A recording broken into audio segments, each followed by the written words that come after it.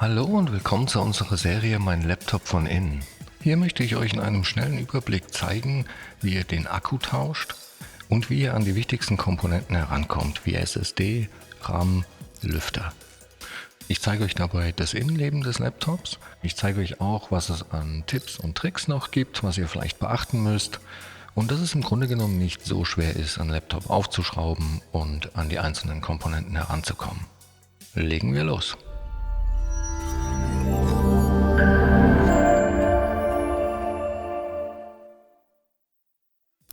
So, wir haben hier ein Dell und zwar ein 7790 und ich zeige euch auch gleich, wo ihr die genaue Modellnummer findet.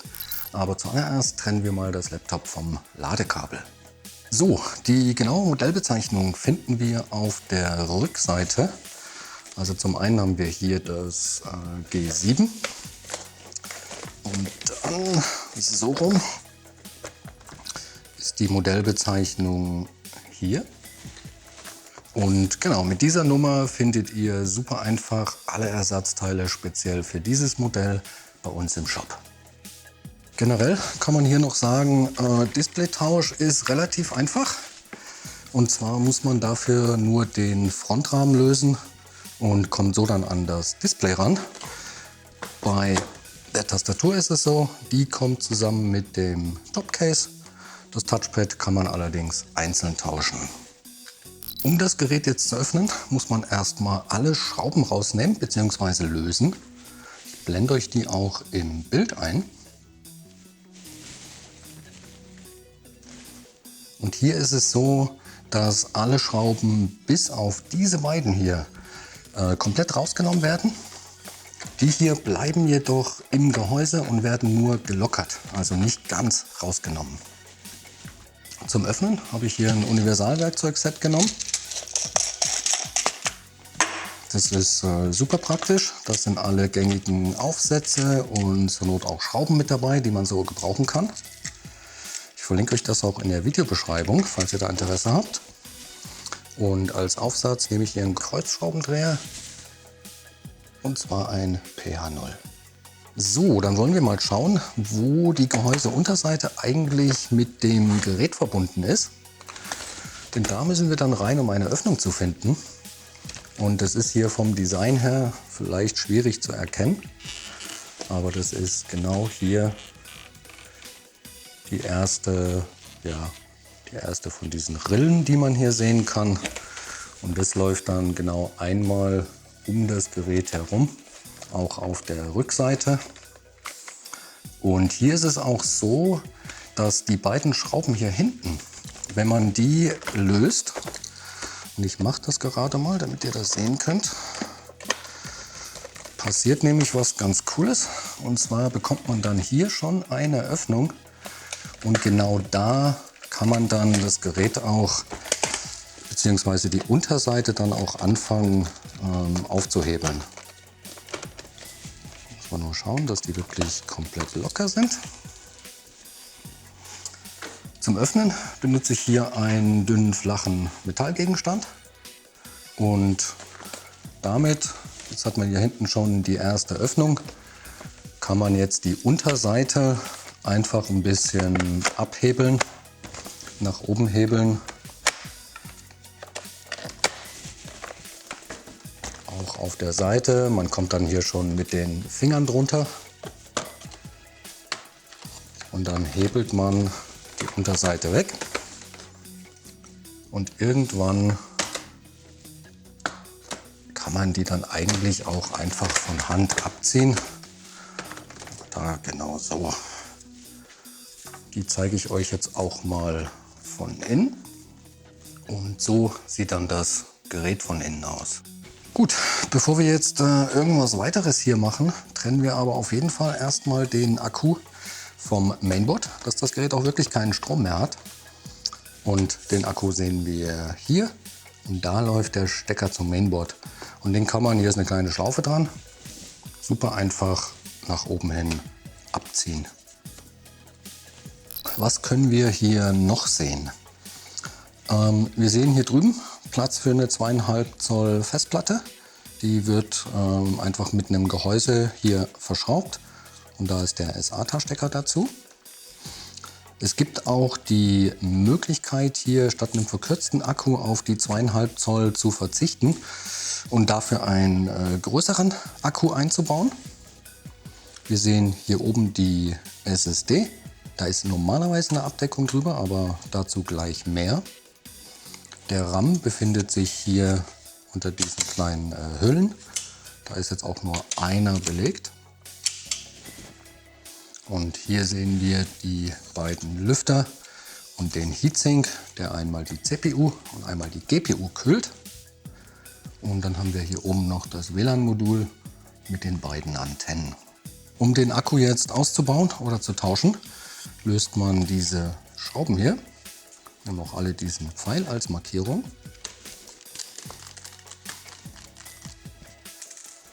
Wenn man die Schrauben dann gelöst hat, kann man den Akku einfach nach oben aus dem Gerät nehmen und eben gegebenenfalls auch austauschen.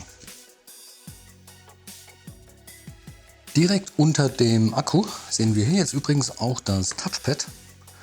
Und hier ist es so, um das auszutauschen, muss man diese beiden Schrauben hier lösen. Und dann kann man normalerweise das Touchpad rausnehmen.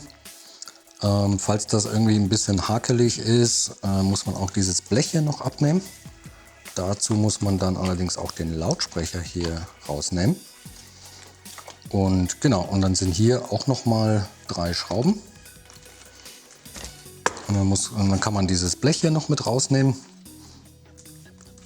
Der Lautsprecher ist hier nur drauf gedrückt, also der ist nicht verschraubt.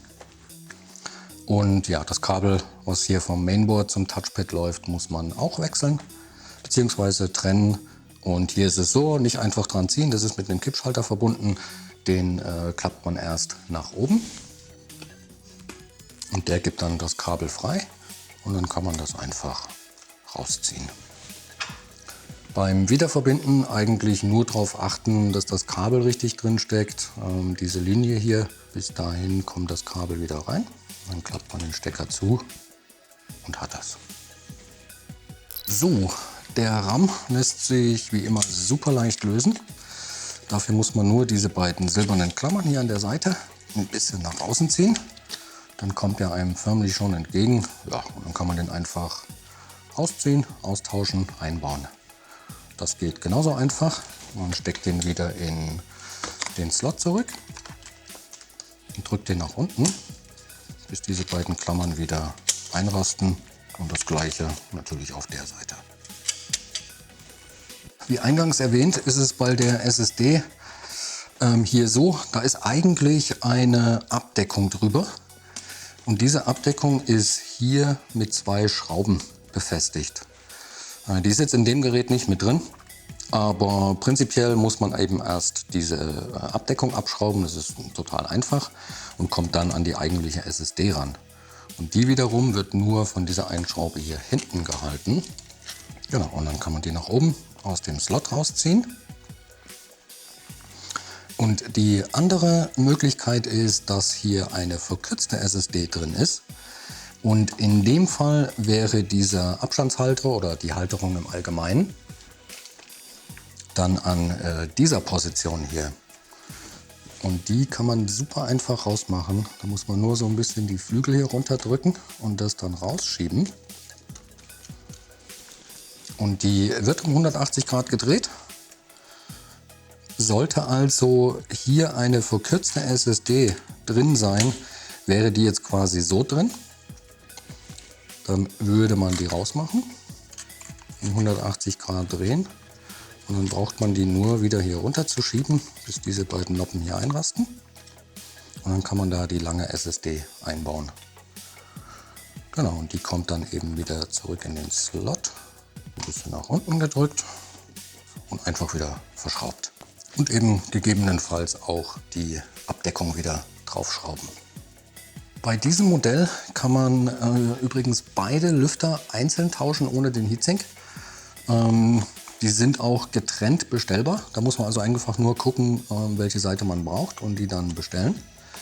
Und genau, der Lüftertausch ist auf beiden Seiten gleich. Ich zeige das jetzt einfach mal exemplarisch an dem rechten hier.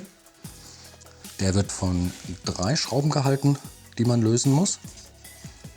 Das ist oft so ein kleines bisschen aufgeklebt. Das müsste man dann also wegmachen. Und dann muss man noch das Lüfterkabel, was hier lang läuft, und bei dem Lüfter läuft das hier lang. Das muss man auch trennen. Und in dem Fall hier ist es jetzt so, man kommt da eigentlich so gut wie gar nicht ran. Ich würde also auf jeden Fall erst den Lüfter wegschrauben. Ja. Und dann kann man den Lüfter einfach nach oben aus dem Gerät nehmen und kommt auch so an den Stecker dran. Und der wird jetzt einfach nach hinten hin rausgezogen. Und ja, hier gibt es noch eine Sache zu beachten, falls man bei dem neuen Lüfter mal nicht weiß, wie rum der Stecker reinkommt, weil es leicht verdreht ist. Die Kontakte, die hier auf der einen Seite gut zu erkennen sind, zeigen in dem Fall nach oben. Genau, und genauso in umgekehrter Reihenfolge ist jetzt auch wieder der Einbau. Ich würde erst den Stecker wieder verbinden, da auf jeden Fall schauen, dass der wirklich richtig fest sitzt. Und dann kann man den Lüfter einfach mit diesen Öffnungen hier auf die Gewinde drauflegen. Das ist echt super einfach gemacht bei dem Gerät. Und dann wieder verschrauben und das geht ratzfatz. So, auch der Akku-Einbau ist super einfach. Hier gibt es zusätzlich noch so kleine Öffnungen. Und genau neben den Gewinden sieht man auch die entsprechende Noppe, da kommt das rein. Und dann sitzt der passgenau und man muss nur noch verschrauben.